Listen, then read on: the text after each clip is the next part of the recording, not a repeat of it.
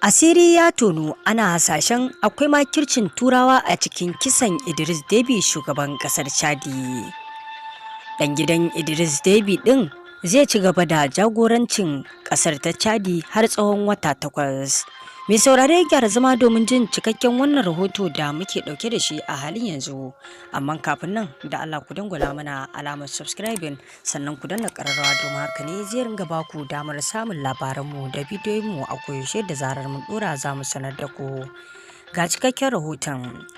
Bisa ga kisan ɗan shugaban ƙasar Chadi wato Idris Deby, babu shakka lamarin ya ɗaurewa mutane kai, inda wasu maganganu suke fitowa cewar akwai maƙarƙashiya, akwai saran cewar akwai makircin Yahudawa a cikin wannan kisa na Idris Deby ɗin, duba da irin abubuwan da yake gabatarwa. Ku saurari wannan magana daga ɗan ƙasar Chadin, ku ji abin da yake faɗa. Wannan gadon shi ne dan Chadi, Mamad da Idris Deby. Wanci sun ce shine zai doka rale, shine zai doka wai da zuwa wata 18. Wannan dana shi shine wannan Mamad Idris Deby, shi ma general ne, shine zai doka mulki. Amma gaskiya Robert kin ba su bar shi ba. Wannan Robert ne na tsammanin ba za su bar shi ba, dan gaskiya Robert ne kari gare su, kuma Turawa ne, kuma aikin Turawa ne. Muna roƙon Allah wannan Turawa ubangiji Allah ya san mun su gare su, ba Turawa tun yau baz militar da a cikin na Faransa da a cikin baz biyu a cikin na Faransa, cikin Jemena da abun nan suke cikin garan biyu duka na baz militar a cikin Chad yau babu, sun yi intervention. Yau gashi an kashe Idris Deby, yanzu dan shi ne wai yanzu za a dora bisa ga mulkin ne shi dirigen transition wata 18 yanzu suka faɗi dai sun ga communique ka. Amma gaskiya don hasara da mu Afirka mun yi hasara, muna hasaran mutane. Yau mun tsammanin Afirka dafi, yau Idris Deby ne, kuma gashi yau irin ta. To Allah subhanahu wa ta'ala shiga harta masa, Allah ta shi aljanna firdaus.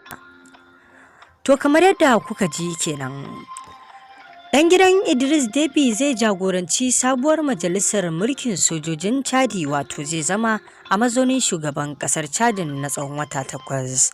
Dan marigayi Idris Deby, Itino Janar Muhammad Deby, ya karbi ragamar shugabancin Chadi bayan rasuwar mahaifinsa yau, sakamakon raunukan da ya samu a gwabzawar da ya yi da 'yan tawaye na FACT da ke arewacin kasar, wato FACT.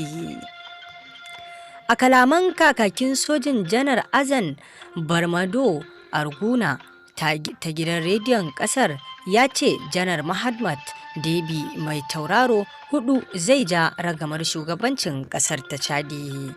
Tuni rundunar sojin ta Chadi ta sanar da rushe gwamnatin da majalisar kasar, yayin da suka sha alwashin kiran sabon zaben a nan gaba. Marigayi shugaba Idris Deby, kamar yadda sanarwar soji ta bayyana, ya rasu ne bayan arangama da 'yan tawaye na FACT wato FACT a faɗan da dakarun ƙasar suka yi nasarar kashe 'yan tawayen guda 300.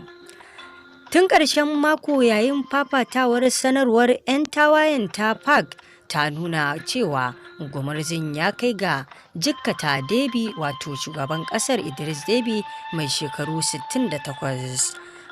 Majiyoyi sun tabbatar da cewa har a ranakun Asabar da Lahadi, Idris Deby na yankin arewacin wajen yakin da 'yan tawayen, gabanin samun rauni wani lokaci bayan nan, wanda ya kai ga rasa ransa.